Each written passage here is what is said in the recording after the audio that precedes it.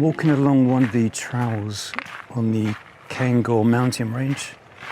This is one of the trails from where the mountain funicular starts, which is currently out of operation, so I can't take that to the top. Or it's near the top, it's not far from the summit if you can get up there. I'm just walking back down this trail. I did walk quite a way up, but it got so windy, it wasn't very pleasant and my ears were freezing. So. Plus when I put my bag on my back, I pulled a muscle in the back of my shoulder. I don't know if any of you have done that before. Really annoying and painful, and so I've been walking with that pain in the back of my shoulder. So I decided I'm going to just head back. There's another trail lower down which goes into the forest to, I think it's called Lochan Uaine. It's a green loch. It's a small lochan, and the water looks turquoise, kind of blue-green. There is some sun around, so I think that'll be shining onto the loch. That should really bring the colour out. It's much better walking down now, the wind's behind me. Going up, you're heading right into the wind, and it really does bite. It's not a cold day, but obviously the higher up you get, the temperature drops. Well, I'm starting to warm up now, my shoulder's just about starting to ease a bit. I have some paracetamol back in the car, so I may take a couple of those before I continue my exploration.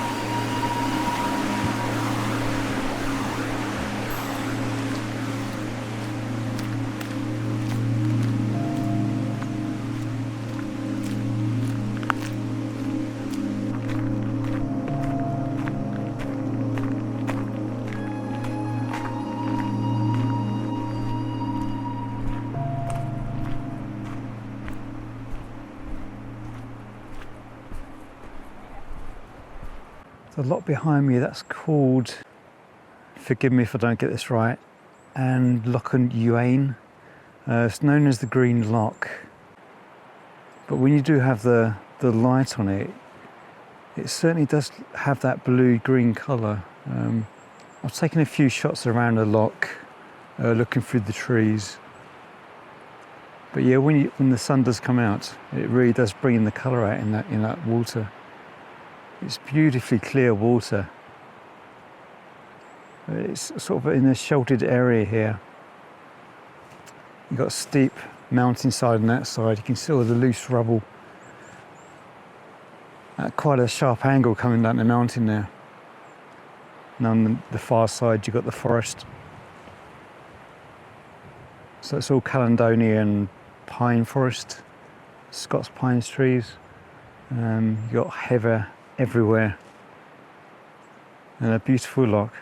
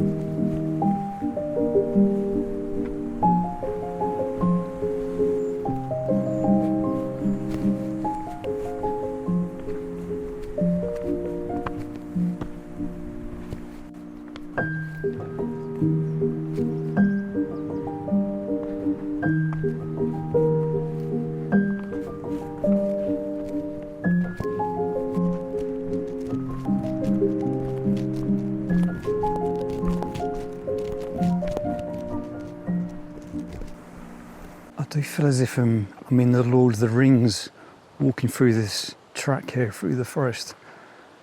I've just seen this tree to my left here. Look at that tree behind me there. It's amazing. I've seen gnarly trees before, but that takes the mickey. That's impressive. I've taken a photo of it.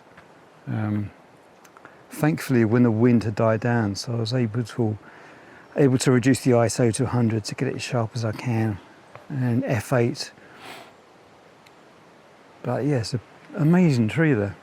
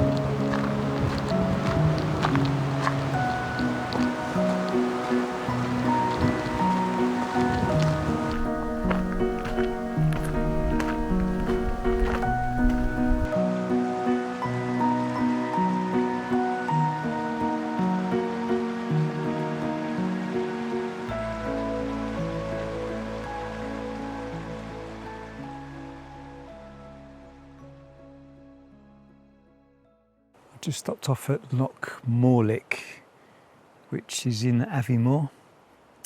It's the main loch here, and there's actually a beach section on this loch. So even though you're in the middle of the Highlands in Scotland, you can come to the beach, which is really cool. It's a really nice section of sandy beach down there.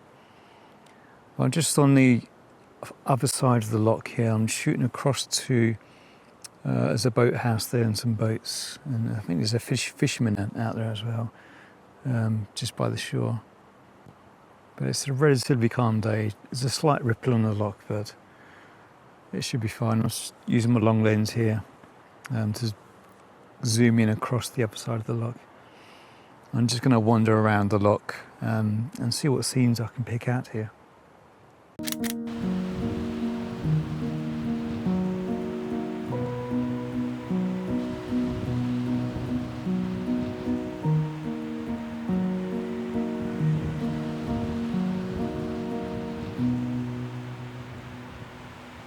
Just by the shores of Loch Morlich. Just got my camera set up behind me here. There's a tree just at the edge of the loch there. You've got the mountains in the distance and the tree line on the other side of the loch. So I just did a nice 16 by 9 composition there. I'll say the light has gone at the moment. It's pretty flat, just clouded over. But 5 minutes ago, I did just get here whilst the light was still here. There's a bit of blue sky. So I did have light on that tree. And it's a really nice scene. I did it with a polarizer and also did it with and without an ND filter. I did a 5-stop ND filter just to see what the effect would look like with smoothing out the water. And I think it looks quite good. But I did 2 different versions just in case, see which ones I prefer. A little bit of a breeze is picked up, so the water's not perfectly still. That's why I opted for the long exposure. Just to remove the distraction of the ripples in the water, so it draws your attention to the trees and the background.